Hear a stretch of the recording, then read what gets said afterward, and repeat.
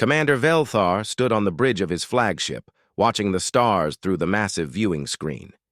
His scaled hands gripped the metal railing as he studied the patrol reports. For 3,000 years, his people had ruled this part of space. Nothing moved in these systems without his permission. The bridge was quiet, except for the soft hum of machines. 12 ships made up his fleet, each one a powerful warship. The crews came from different worlds, but they all served the hegemony. They all feared the hegemony, too. "Commander," called his science officer from across the bridge, "we have something strange on our sensors." Velthar turned his reptilian head toward the young officer. "What kind of strange?" "A ship, sir. But it's not like anything in our records." The officer's voice shook slightly. "It's big. Really big." Velthar walked over to the science station. His clawed feet clicked on the metal floor. Around him, other crew members looked up from their work. Something in the science officer's voice made them nervous. "Show me," Velthar ordered. The main screen changed to show sensor readings. Numbers and lines filled the display. Velthar had seen thousands of these reports in his 40 years of service. This one made no sense. "How big?" he asked. "Nearly 2 kilometers long, sir. That's bigger than our flagship dreadnoughts." Velthar felt a cold feeling in his stomach. Nothing should be bigger than their dreadnoughts. The hegemony built the largest ships in known space. They had to be the largest. That was how they stayed in power. "What species built it?" he demanded. "Unknown, sir. The materials don't match anything in our database. The energy readings are unusual." Unusual how? The science officer looked at his screens again. His hands moved over the controls, but the readings stayed the same.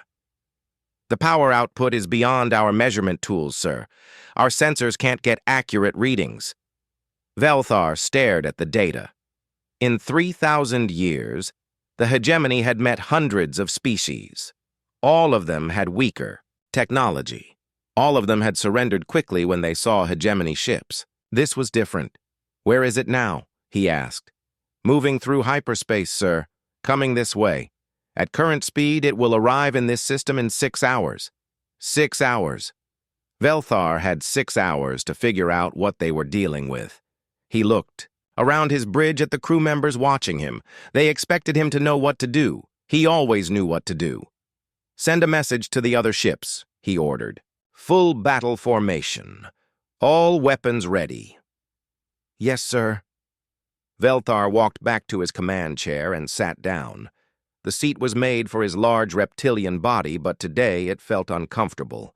He activated his personal communications system and called his fleet captains. One by one, the faces of his commanders appeared on small screens around his chair. They came from different species, but they all looked worried. "You've all seen the sensor data," Velthar said. "We have an unknown ship approaching. It's large and powerful. We will follow standard first contact procedures." Captain Thekvar from the second ship spoke first. "Sir, what if they don't surrender?" "They always surrender," Velthar replied. "When primitive species see our fleet, they understand they cannot win. This will be no different." But even as he said the words, Velthar felt doubt. The sensor readings were wrong somehow. No ship should produce that much energy. No species should have materials their scanners couldn't identify. "What are your orders, sir?" asked Captain Morden from the third ship. "We wait. When they arrive, we demand their surrender. If they refuse, we destroy them. The hegemony does not negotiate with primitives." The other captains nodded and closed their communications. Velthar was alone again with his thoughts. He called up the sensor data on his personal screen and studied it carefully. The ship was definitely approaching. Its speed through hyperspace was faster than anything the hegemony could achieve. Their best ships needed days to cross the distance this unknown vessel would cover in hours. More troubling were the energy readings. The science officer was right. Their sensors couldn't measure the ship's true power output. The readings kept changing always showing more energy than before. It was like looking at a star, but stars didn't move through hyperspace. Velthar opened his personal files and searched through 3,000 years of first contact records. Every species the hegemony had ever met was listed there. Hundreds of different worlds, thousands of different creatures. All of them had submitted to hegemony rule. Some had tried to fight at first. Those conflicts never lasted long. Hegemony. Technology was simply too advanced. Their weapons were too powerful. Their ships were too strong. Most species surrendered after seeing just one demonstration of hegemony firepower. He found the records from the last first contact, only 50 years ago. A species called the Benthari had tried to resist. Their fleet of 30 ships had attacked a single hegemony cruiser. The cruiser had destroyed all 30 ships in less than 10 minutes. The Benthari homeworld surrendered the next day. That was how it always went. That was how it had to go. But the sensor readings from this new ship made Velthar worry. No primitive species should have technology that confused hegemony sensors. No primitive species should build ships larger than hegemony dreadnoughts. "Sir," called his communications officer, "we're receiving a transmission from Hegemony Command. They want a full report on the unknown contact." "Tell them we are investigating," Velthar replied. "We will report back after first contact." The hours passed slowly. Velthar watched the sensors as the unknown ship got closer. Its energy signature grew stronger with each passing minute. By the time it was 1 hour away, their sensors were showing power levels that made no sense. "Commander," the science officer called out, "the ship is dropping out of hyperspace." "All ships to battle stations," Velthar ordered. "Prepare for first contact procedures." Around him, the bridge came alive with activity. Crew members ran to their stations. Weapon systems powered up. Communication arrays activated. The 11 other ships in his fleet did the same. Through the viewing screen, Velthar saw a bright flash as the unknown ship appeared in normal space. For a moment, the sensors couldn't track it through the energy discharge. Then the readings cleared, and Velthar saw something that made his blood run cold. The ship was even larger than their sensors had indicated. It hung in space like a metal mountain, its hull dark and threatening. Strange lights moved along its surface. Energy readings spiked beyond anything Velthar had ever seen. "Communications ready, sir," reported his communications officer. "Open a channel," Velthar ordered. "Standard surrender demand." But as he looked at the massive ship floating before his fleet, Velthar wondered if standard procedures would work this time. For the first time in 40 years of service, he wasn't sure. The hegemony was the strongest force in the galaxy. Captain Lee Do-yun stood at the center of the bridge, his hands behind his back as he watched the main display. The bridge of the UNS Sovereign was large and clean, with soft blue lights and quiet humming from the computers. His crew worked at their stations with calm efficiency. "Contact established, Captain," reported Lieutenant Kim Yuna from the communications station. 12 ships in defensive formation. They appear to be scanning us." Lee nodded. "Any response to our identification? Signals?" "Nothing yet, sir. But I'm detecting some kind of transmission. Mathematical sequences, prime numbers, basic physics constants." "They're trying to establish communication," said Lieutenant Commander Han Jiwoo from the navigation station. "Standard first contact protocol for nonverbal species."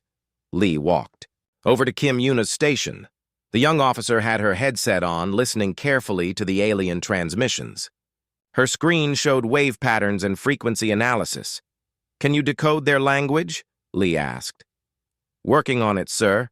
The computer is running pattern analysis now.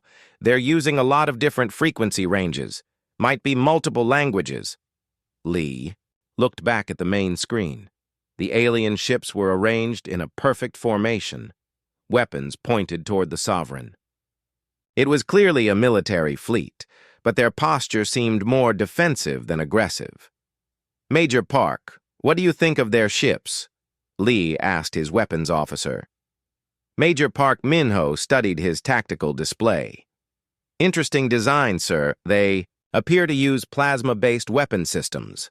Energy output is significant but within expected parameters for their ship size. No immediate threat to our shields. Any sign of hostile intent? Hard to say, sir. Their formation is defensive, but they have weapons powered and ready. Standard military caution, I would guess. Lee nodded. The crew of the Sovereign had been trained for exactly this situation. First contact with an unknown alien species was always delicate. Humanity had only been traveling between stars for 50 years, but they had learned to be careful with new civilizations. Sir, Kim Yuna called out. I'm getting something. They're transmitting what looks like surrender demands. Surrender demands? Lee raised an eyebrow. Are you sure? The computer has identified several key phrases. Submit to authority. Power of the hegemony. Resistance is futile. Classic conquest language patterns, sir. Lee walked back to his command chair and sat down. This was unexpected. Most alien species they had met were either friendly or neutral. A few had been territorial, but none had immediately demanded surrender. How should we respond, Captain? Asked Han Jiwoo. Lee thought for a moment. The standing orders from Earth Command were clear. Always attempt peaceful contact first. Use force only in self-defense.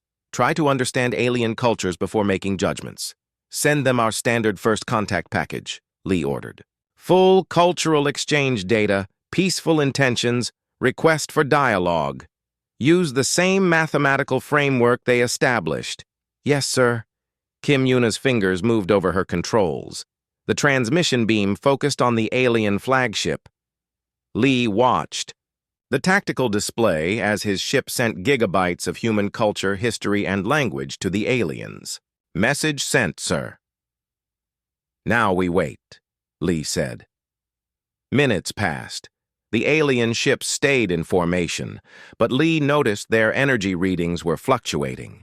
His science officer, Commander Choi Sung-hyun, was monitoring their systems from the engineering station. Captain, Choi called out, the alien ships are powering up additional systems. Looks like weapons arrays and shield generators. Are they preparing to attack? Lee asked. Unknown, sir. Could be a show of force. Many species use threat displays. Before actual combat. Lee had studied alien psychology during his training at the academy. Some species were naturally aggressive and used intimidation as their primary diplomatic tool. Others were just cautious and wanted to show strength before negotiating. Sir, Kim Yuna reported. New transmission from the aliens. They're repeating their surrender demands. More forceful this time. They're calling themselves the Galactic Hegemony and claiming this space belongs to them. Galactic Hegemony? Lee frowned. That's a bold claim. Have we encountered them before? Han Jiwoo checked her databases. No record of any galactic hegemony in our first contact files. This could be a regional power we haven't met yet. Lee stood up and walked to the main viewing screen. The alien ships were impressive, certainly. Larger than most vessels humanity had encountered. Their technology seemed advanced, though not beyond human understanding. What's our current status? Commander Choi? He asked. All systems normal, sir. Reactors at standard cruise power.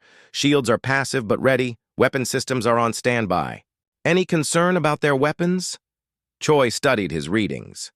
Their energy output is significant, sir, but well within our defensive capabilities. Our shields should handle anything they can produce. Lee nodded. The Sovereign was humanity's newest battleship, incorporating 50 years of technological advancement. Its systems were designed to handle any threat they might encounter in deep space. Sir, Park Min-ho spoke up. The alien ships are moving into attack formation. They're spreading out to surround us. Lee looked at the tactical display. The 12 alien ships were repositioning themselves in a sphere around the Sovereign. It was a classic encirclement maneuver designed to attack from all directions at once. Are they preparing to fire? Lee asked. Not yet, sir, but their weapons are fully charged and targeted on our position. Lee considered his options. He could raise shields and prepare for combat. He could try to withdraw from the area, or he could continue trying to communicate. Kim Yuna, send another message, he decided. Tell them we are peaceful explorers from Earth. We have no claim to this space and no hostile intentions. We request dialogue to resolve this misunderstanding. Sending now, sir. The response came quickly. Kim Yuna's face went pale as she listened to the transmission. Sir, they're demanding immediate and unconditional surrender. They say resistance to the hegemony is punishable by destruction of our entire species. The bridge went quiet. Every crew member turned to look at their captain. Threatening to destroy humanity was a serious escalation. Lee felt anger rise in his chest, but he kept his voice calm. That's quite a threat. How many ships do they think 12 vessels can handle? Should I inform them of our fleet strength, sir? Asked Han Jiwoo. No. Let's not escalate this unnecessarily. Lee walked back to his chair. Commander Choi, bring us to yellow alert. Raise shields to minimum power. I want them to see we're being defensive, not aggressive. Yes, sir.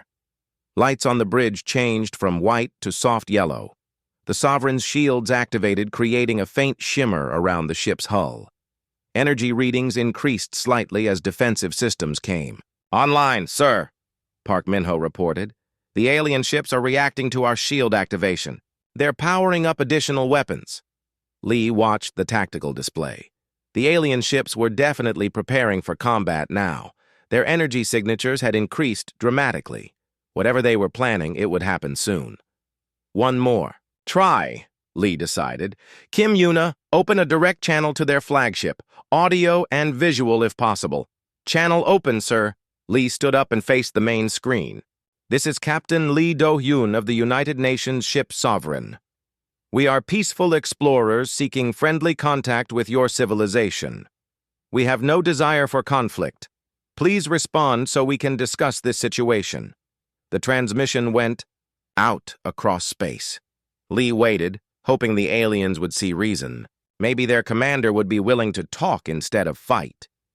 But as the minutes passed with no response, Lee began to realize that peaceful contact might not be possible. The aliens seemed determined to treat humanity as an enemy. Their threats were serious, and their weapons were ready. Sir, Kim Yuna said quietly, I don't think they're interested in talking. Lee nodded grimly.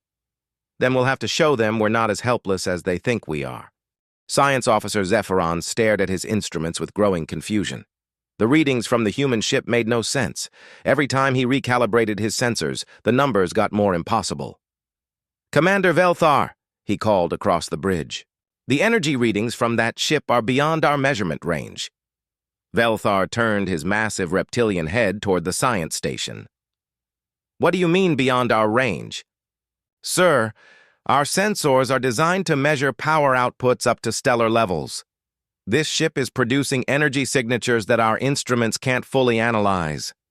Velthar felt his scaled skin grow cold. No primitive species should have technology.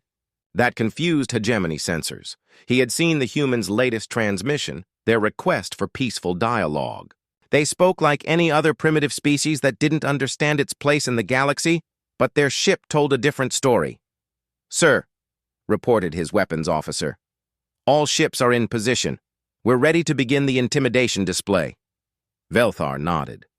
The intimidation display had never failed. When primitive species saw the true power of the hegemony, they always surrendered immediately. Today would be no different. Begin the display, he ordered. Target the asteroid field. Full power demonstration. Around the Sovereign, 12 alien ships moved into perfect formation. Their weapons arrays glowed with building energy. Plasma cannons charged to maximum power, their barrels crackling with contained fire.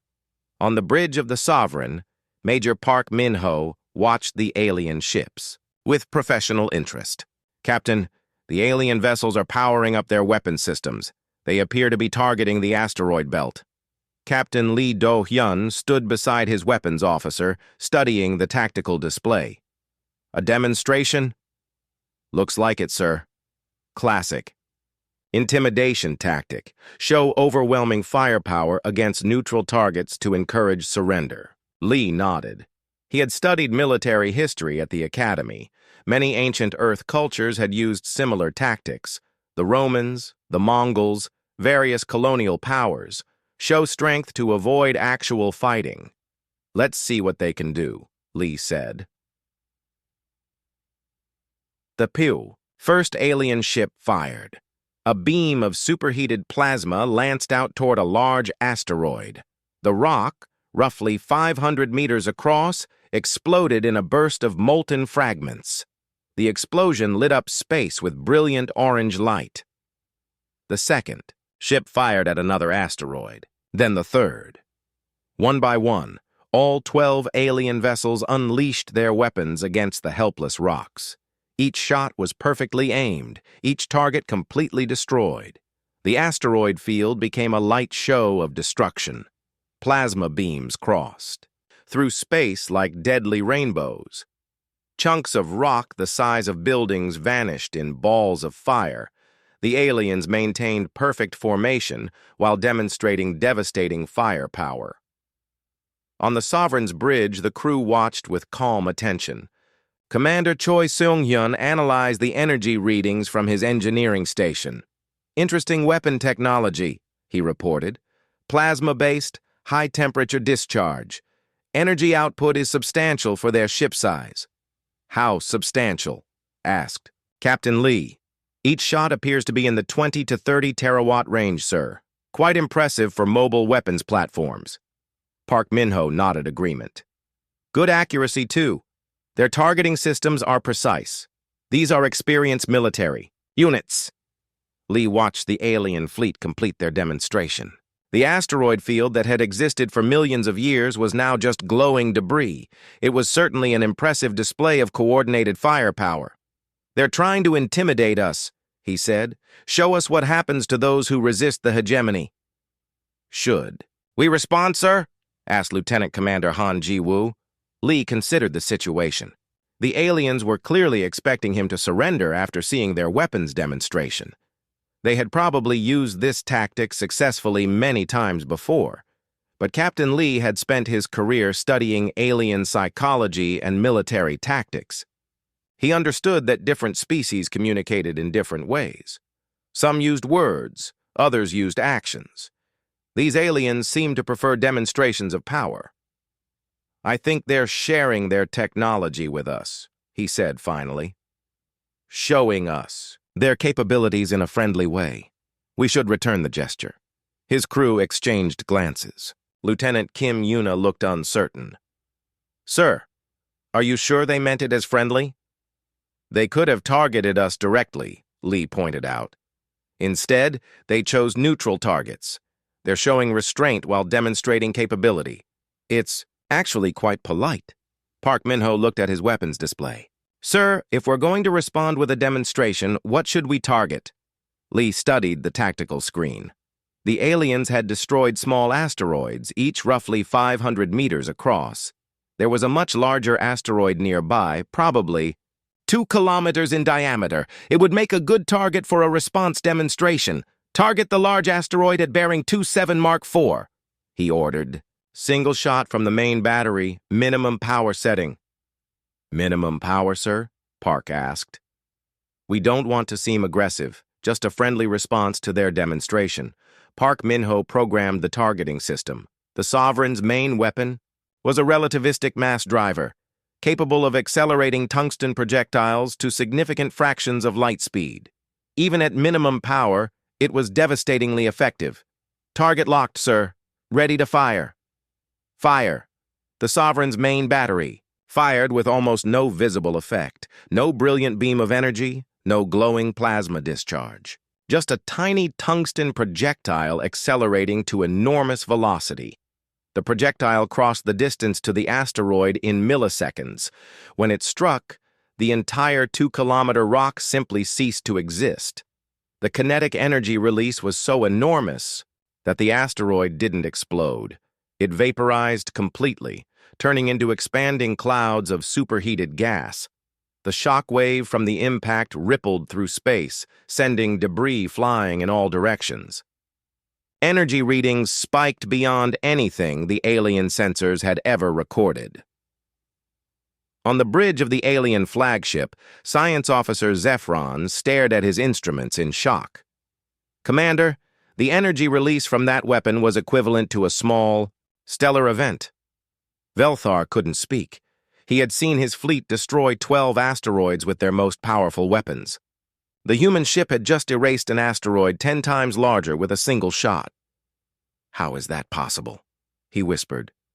"Sir, our sensors detected no exotic matter discharge, no antimatter signature, no subspace distortion.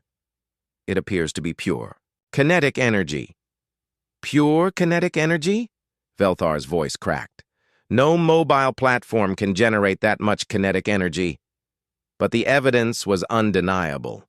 Where a massive asteroid had existed moments before, there was now only empty space and expanding gas clouds. On the Sovereign, Commander Choi reported calmly to Captain Lee. "Main battery test successful, sir. All systems nominal. Power consumption was 0.3% of total reactor output." "Excellent," Lee replied. "Send a message to the alien fleet. Thank them for the technology demonstration and express our interest in cultural exchange." Lieutenant Kim Yuna composed the message and transmitted it toward the alien ships. She included technical data about human exploration goals and peaceful intentions. But the alien fleet remained completely silent. No response came back across the communication channels. Velthar sat in his command chair, staring at the empty space where the asteroid had been. His fleet's most powerful weapons had required 12 ships firing in coordination to destroy much smaller targets. The human ship had accomplished something impossible with casual ease. "Sir," his communications officer reported nervously, "the humans are transmitting again. They're thanking us for the demonstration and asking about cultural exchange." "They think we were demonstrating our technology?" Velthar asked. "Yes, sir. They seem to interpret our weapons display as a friendly gesture." Velthar felt a cold fear growing in his stomach. The humans had just demonstrated weapons technology that exceeded anything in the hegemony's arsenal. They had done it casually, almost carelessly. And they thought the hegemony's best weapons were just a friendly greeting. What kind of species built weapons like that? What kind of civilization treated stellar-level energy release as routine ship operations? "Commander," Zephron called out, "I'm detecting power fluctuations from the human ship. They appear to be activating additional systems." Velthar looked at his tactical display. The human ship was doing something new, bringing online systems that hadn't been active during their weapon demonstration. "What kind of systems?" he asked. "Unknown, sir. But the power readings are increasing exponentially." Velthar realized with growing horror that the humans hadn't even been trying during their demonstration. They had more weapons, more powerful systems, capabilities that they hadn't bothered to show. His fleet of 12 ships, the pride of the hegemony navy, was facing a single enemy vessel that treated stellar-level destruction as a casual greeting. 4. The first time in 3,000 years, Velthar wondered if the hegemony had finally met something stronger than itself. Commander Velthar called an emergency meeting with his science teams. In the conference room of his flagship, the best minds of the hegemony stared at sensor data that made no sense. "Explain this to me again," Velthar demanded. "How did they destroy that asteroid?" Science Officer Zephron pulled up the weapon analysis on the main screen. "Sir, based on our readings, they fired a solid projectile at approximately 15% of light speed. The kinetic energy release was enormous." 15% of light speed? Captain Thekvar from the second ship leaned forward. "That's impossible. No mobile platform can accelerate mass to that velocity." "Our sensors don't lie," Zephron replied. "We detected no energy beam, no plasma discharge, no antimatter reaction. Just a small object moving at relativistic speeds." Velthar studied the data again. His clawed fingers traced the energy readings on the display. "What kind of power source would be required?" "Sir, to accelerate even a small mass to that speed would require the energy output of a small star. No ship could carry reactors powerful enough. But they did it, Velthar said quietly. We all saw it happen. The room fell silent. These were the most experienced officers in the hegemony fleet. They had studied physics and engineering for decades. The human weapon violated everything they understood about the possible. There's more, Zephron continued. Our analysis of their ship's power signature shows that weapon discharge used less than 1% of their total energy output. Captain Morden from the third ship stood up sharply. Less than 1%? Are you certain? Yes, sir. Their reactors barely fluctuated during the firing sequence. Whatever powers that ship, it's beyond our understanding. Velthar felt his blood run cold. If the humans had used only 1% of their power to create stellar-level destruction, what could they do at full capacity? Meanwhile, on the bridge of the Sovereign, Chief Engineer Choi Seong-yun was running standard diagnostics. The main battery test had performed exactly as designed, with no stress on any ship systems. Captain, he reported to Lee Do-yun, all systems are operating normally. The weapon test used minimal power and caused no strain on our reactors. Captain, Lee nodded. Good. Any response from the alien fleet? They're still maintaining position, reported Lieutenant Commander Han Ji-woo, but their energy signatures show increased activity. Lots of internal communications. Probably discussing our demonstration, Lee said. Hopefully they understand. We're not hostile. Lieutenant Kim Yuna looked up from her communications station. Sir, I'm not detecting any surrender demands anymore. They've stopped transmitting threats. That's progress, Lee replied. Maybe they're ready to talk peacefully now. But in the alien conference room, the discussion was taking a darker turn. Captain Thekvar was studying tactical projections on his personal tablet. Commander, we need to consider our options, he said. If the humans have weapons that powerful, the hegemony could be in danger. You're suggesting we attack them? Velthar asked. I'm suggesting we consider all possibilities. We have 12 ships. Surely that's enough to handle one human vessel. Science. Officer Zephron shook his head. Sir, with respect, our most powerful weapons couldn't even damage the target the humans destroyed so easily. If they can do that to an asteroid, what could they do to our ships? Our shields will protect us, Captain Morden argued. Hegemony defensive technology is the best in the galaxy. Based on what we just saw, that may no longer be true, Zephron replied. Velthar stood up and walked to the viewing port. Through the transparent metal, he could see the human ship floating peacefully in space. It didn't look threatening. No weapons were visible, no aggressive postures. It just existed, quietly demonstrating power that could reshape star systems. Sir, his aide called from the bridge. The humans are powering up additional systems. Unknown configuration. Velthar returned to the bridge quickly. On the tactical display, the human ship was activating something new. Energy readings were climbing, but not in a weapons pattern. What are they doing? He asked. Unknown, sir. But power output is increasing dramatically. On the Sovereign, Captain Lee was responding to a simple request from his navigator. Lieutenant Commander Han Ji-woo had detected some unusual gravitational fields in the local space that could affect their course calculations. Commander Choi, bring the shields to full defensive power, Lee ordered. I want clear sensor readings of the local gravity environment. Yes, sir. Activating full defensive shields.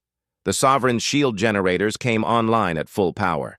Gravitational field manipulators created a protective barrier around the ship, designed to deflect everything from micrometeorites to stellar radiation. To the human crew, it was routine defensive procedure. To the aliens watching, it was something impossible. Commander! Science Officer Zephron called out in panic. The humans are manipulating gravitational fields on a massive scale. Velthar stared at his sensors. The readings showed the human ship casually bending space-time around itself, creating gravitational effects that the hegemony's most advanced technology could barely detect, let alone produce. Sir, those are controlled gravity fields. Zephyron continued. The power requirements would be astronomical, and they're doing it as easily as we raise particle screens. Captain Thekvar's voice came over the communications from his ship. Commander, the humans just demonstrated gravitational control technology that exceeds our most advanced research. Our gravity weapons took centuries to develop, and theirs appear to be basic defensive systems. Velthar realized the horrible truth. The humans weren't just more advanced than the hegemony.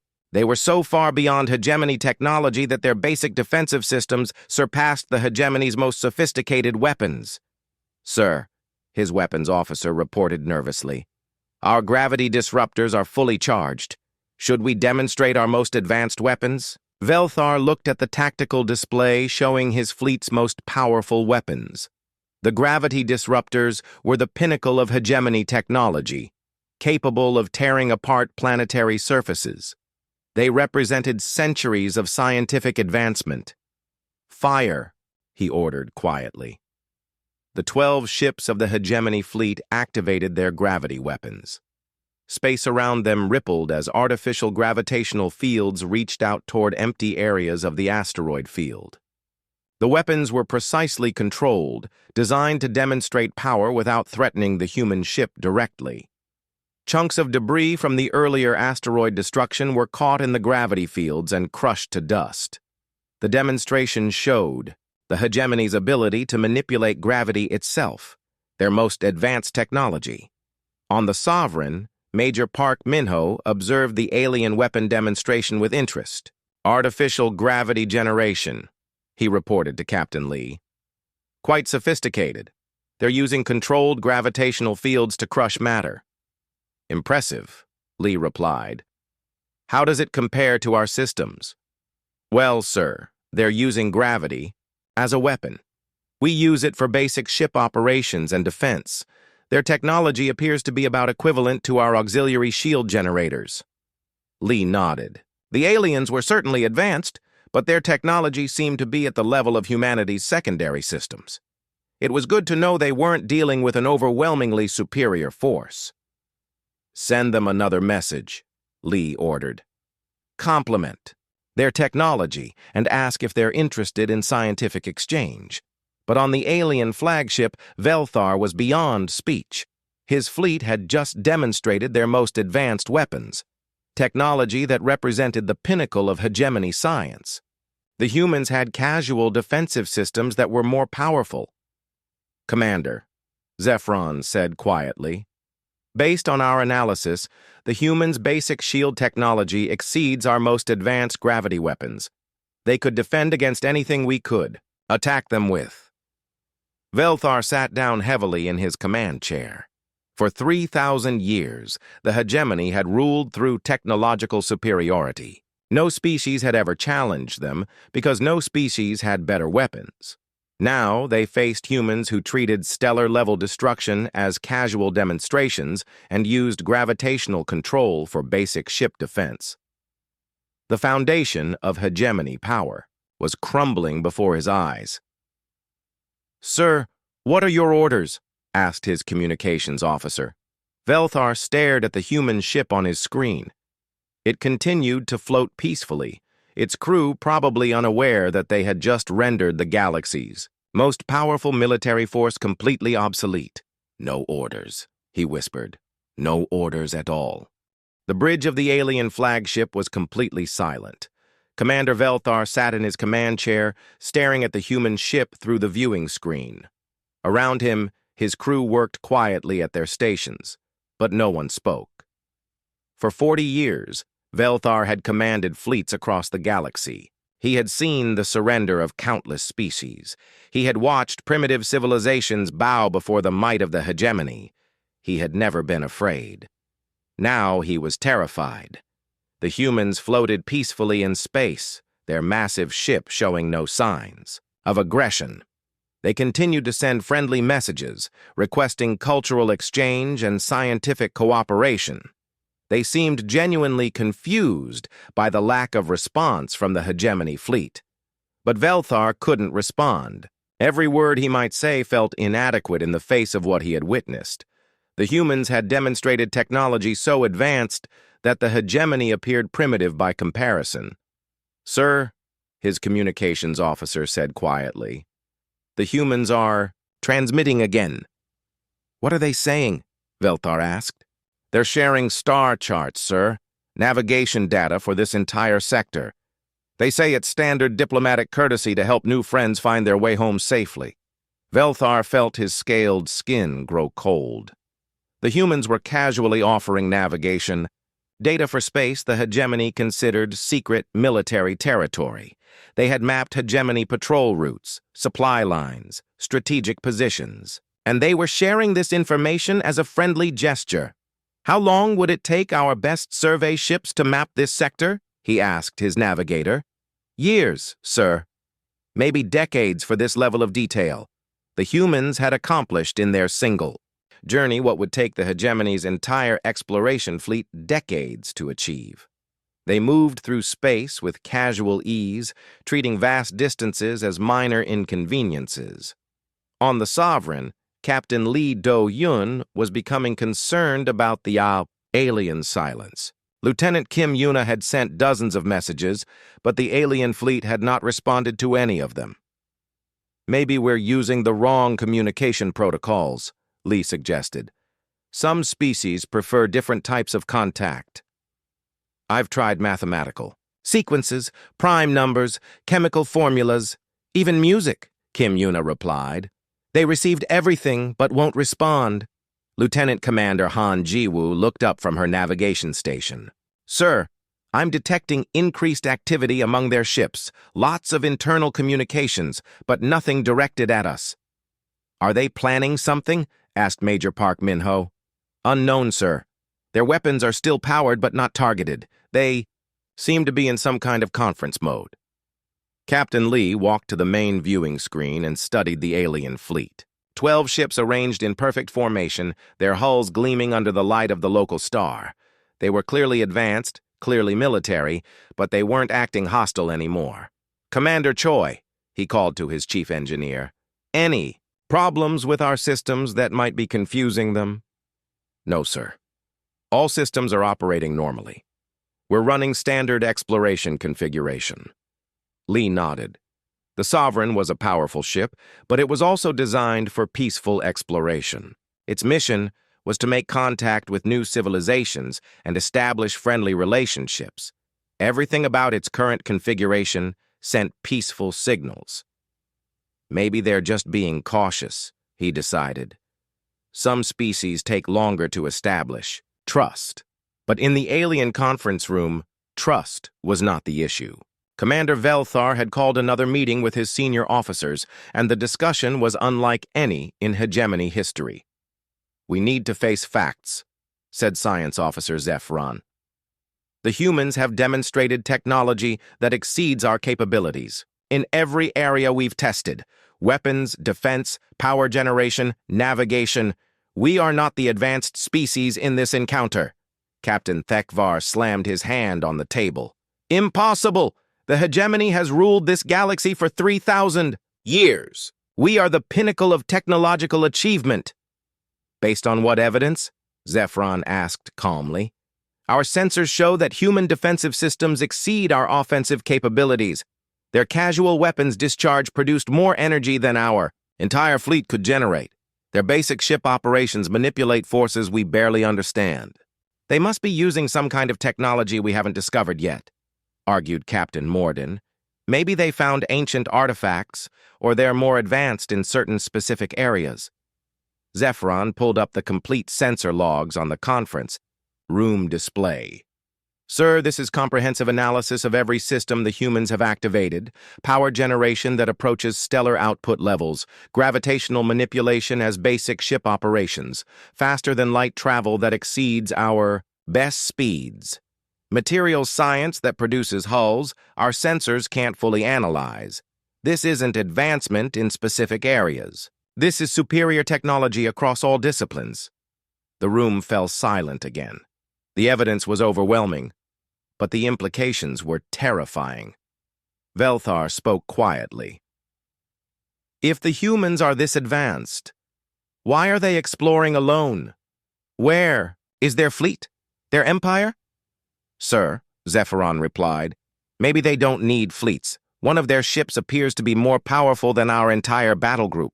Or maybe, Captain Tekvar said slowly, this is just a minor exploration vessel.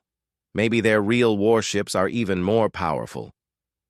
The thought hung in the air like a poisonous cloud. If the Sovereign was a minor exploration ship, what were human battleships like? What was their military capable of? On the Sovereign, Captain Lee was making a decision.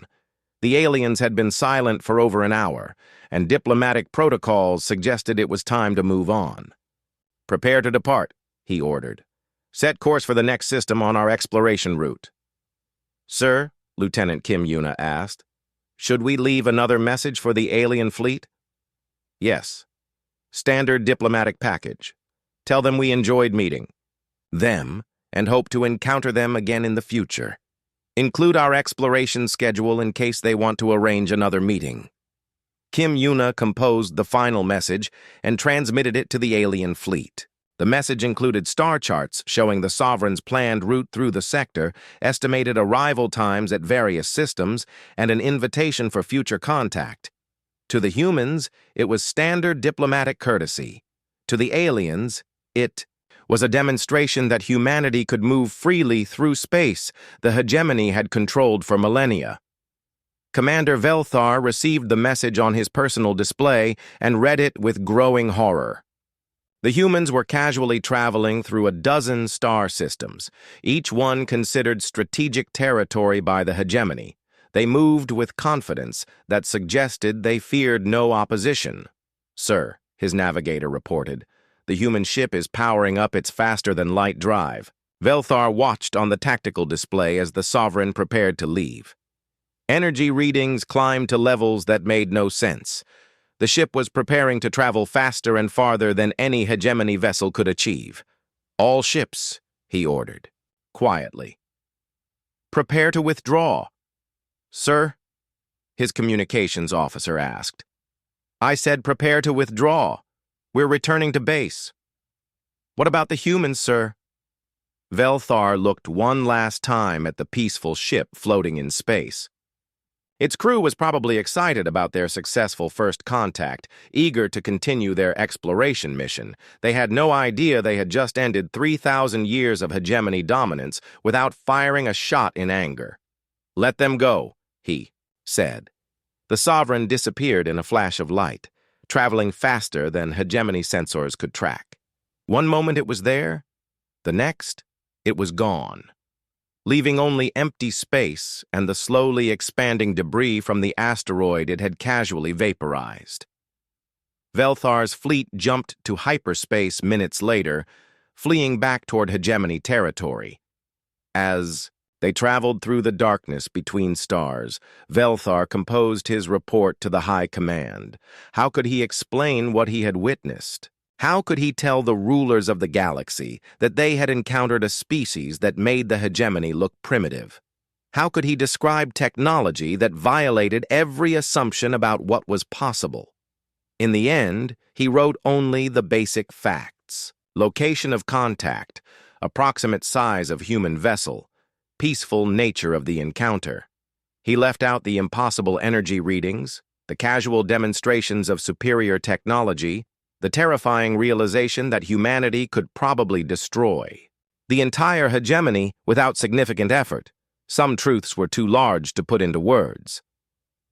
On the bridge of the Sovereign, now traveling through hyperspace toward the next system, Captain Lee Do-hyun made his own report to Earth Command. He described the encounter with the alien fleet, their apparent territorial nature, and the successful peaceful contact despite initial misunderstandings. Interesting species, he noted in his log. Advanced technology, strong military tradition, but willing to engage in peaceful dialogue once communication was established. Recommend continued diplomatic contact if encountered again. He had no idea that he had just brought down a galactic empire. In his mind, it had been a successful, but routine first contact with a local alien civilization. The kind of encounter human explorers handled regularly as they expanded into the galaxy. As the Sovereign continued its mission, carrying its crew toward new adventures among the stars, the shockwaves of their casual demonstrations spread through hegemony space. Word of the encounter would reach the High Command within days. Emergency sessions would be called. Military strategies would be reconsidered.